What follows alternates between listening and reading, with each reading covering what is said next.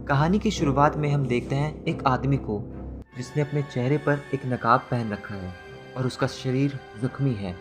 वो धीरे धीरे पानी से निकलकर गौतम शहर की ओर बढ़ रहा है।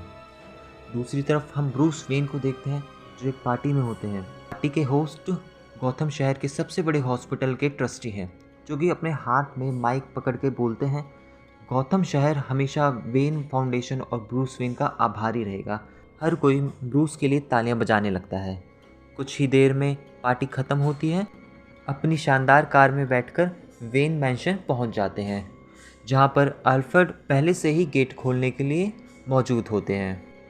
अल्फ्रेड कहता है, मास्टर ब्रूस, आपकी शाम कैसी रही?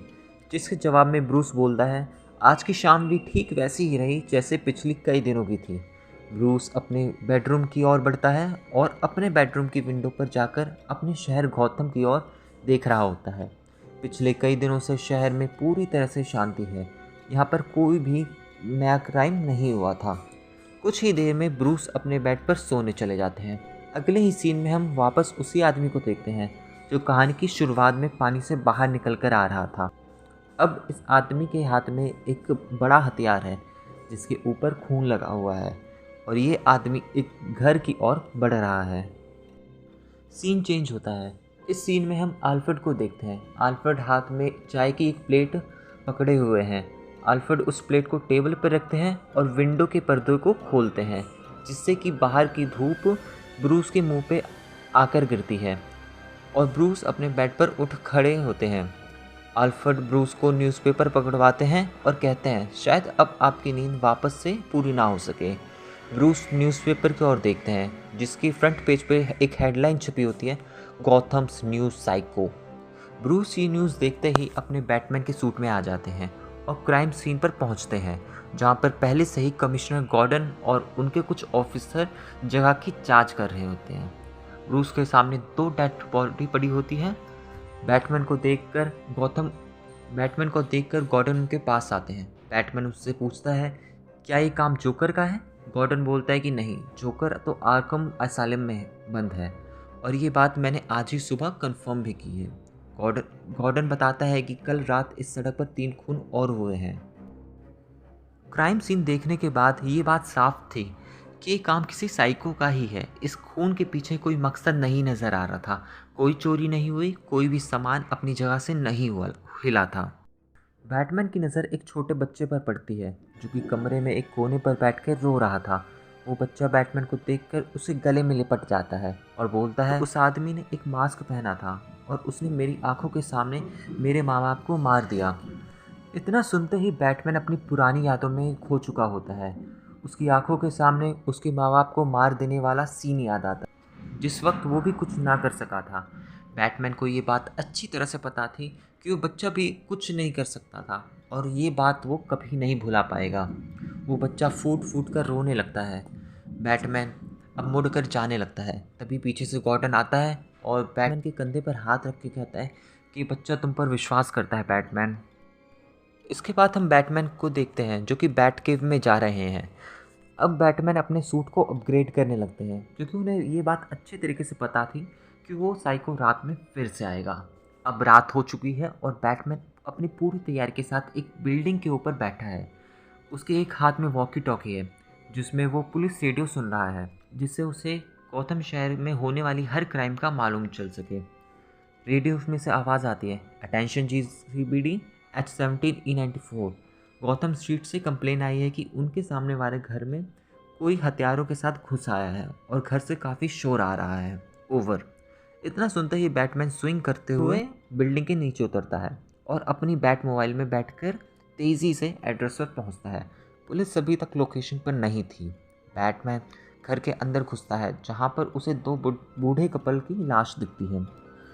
पीछे से एक औरत की तेज़ आवाज़ आती है जो अपने घर में से ही चिल्ला रही होती है, बैटमैन, वो आदमी उस तरफ गया है, वो उस लड़की को मार देगा, उसे बचा लो।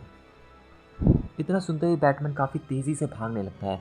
बैटमैन उस आदमी को पीछे से देखता है जिसके हाथ में एक बड़ा हथियार होता है जिसका नाम मशेटी होता है। वो आदमी अपनी मशेटी से उस लड़की को मारने ही वाला था, तभी बैटमैन पीछे से अपना बैटरैंक उस पर फेंकता है जो कि सीधा उसके हाथ पर लगती है और उसके हाथ से वो मशेटी नीचे गिर जाती है। वो आदमी अब उस लड़की को छोड़कर बैटमैन की ओर बढ़ने लगता है। वो आदमी बैटमैन के सामने आकर खड़ा हो जाता है। बैटमैन बोलता है, कौन हो तुम? लेकिन वो आदमी जवाब देने की बजाय बैटमैन के गले को पकड़कर उसे पीछे फेंक देता है। बैटमैन बोलता है, ठीक है, अगर तुम बात नहीं करना चाहते तो इसमें तुम्हारा ही नुकसान है। अब बैटमैन वापस से अपने पैरों पर खड़ा हो जाता है और उस आदमी के ऊपर हमला कर देता है। बैटमैन अपनी फाइटिंग स्किल से उस आदमी को पीटने लगता है, लेकिन अब तक वो आदमी अपने पैरों पर होता है। वो आदमी फिर से बैटमैन को उठाकर नीचे फेंक देता है और पीछे मुड़कर अपने हथियार लेने चला जाता है। जिस लड़की को वो मारने के पीछे वो भाग रहा था, अब तक वो कहीं जाकर छुप गई होती है, लेकिन लड़की घायल थी, इसलिए वो दर्द के मारे उसकी आहें निकल रही थी, जिसकी आवाज़ सुनकर वो आदमी उसके पीछे जाने लगता है। अब बैटमैन अपने हाथ पर लगे बैट मोबाइल के कंट्रोलर से बैट मोबाइल को लोकेशन पर बुलाता है।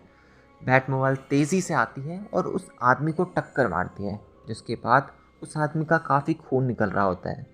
अब बैटमैन को ऐसा एहसास हुआ कि वो आदमी अब मर चुका है। तो अब बैटमैन उस लड़की के पास जाता है उसे देखने के लिए। वो लड़की बोलती है, बैटमैन मुझे बचा लो, वो जैसन मुझे मार देगा। अब हमें जाकर पता लगता है कि उस आदमी का नाम जैसन है।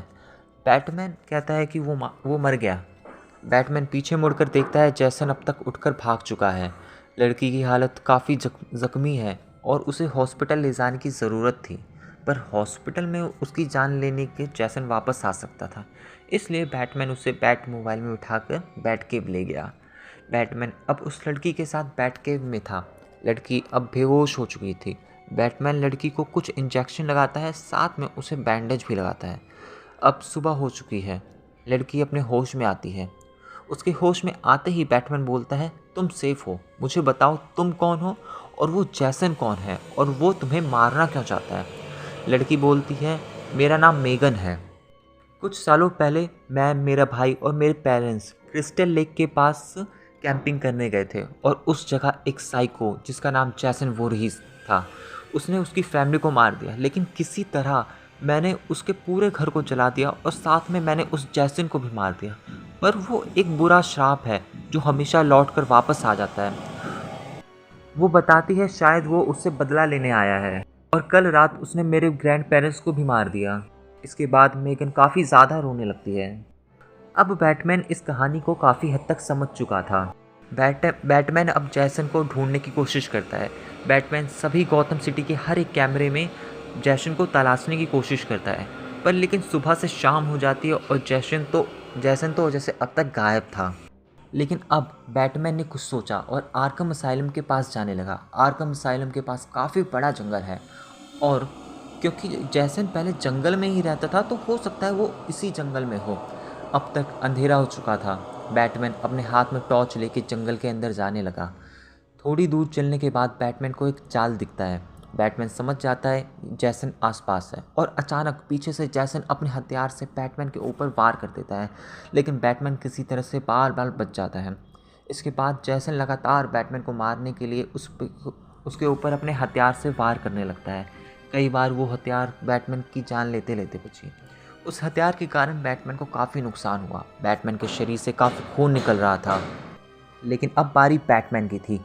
बैटमैन अपनी बेल्ट से बैटरंग निकालता है और जैसन की ओर वार करता है, लेकिन अभी तक जैसन कमज़ोर नहीं हुआ था। बैटमैन अपनी गन निकालता है और जैसन के दोनों पैरों में गोली मारता है। जैसन ज़मीन पर गिर जाता है। बैटमैन जैसन के पास जाता है और उसके मास्क को निकाल फेंकता है। बैटमैन जैसन के चेहरे को देख कर पीछे हट जाता है। जैसन का चेहरा किसी शैतान जैसा था। बैटमैन को लगता है वो जीत गया, पर अभी कहानी बाकी थी। जैसन उठ खड़ा होता है और बैटमैन की छाती पर मुक्कों की बरसात कर देता है। बैटमैन कमज़ोर पड़ने लगता है। तभी हम देखते हैं जैसन के पीछे मेगन खड़ी है और उसने हाथ में जैसन का ही हथियार ले रखा है। मेगन अपनी पूरी ताकत के साथ जैसन के सर पर वार कर और उसका सर उसके गले से अलग कर देती है। जैसन की बॉडी ज़मीन पर तड़प रही थी। बैटमैन भी ज़ख्मी हालत में मेगन की आंखों में देखता है। उसकी आंखों में एक आग होती है। मेगन ने आज क्रिस्टल लेक के श्राप को ख़त्म कर दिया।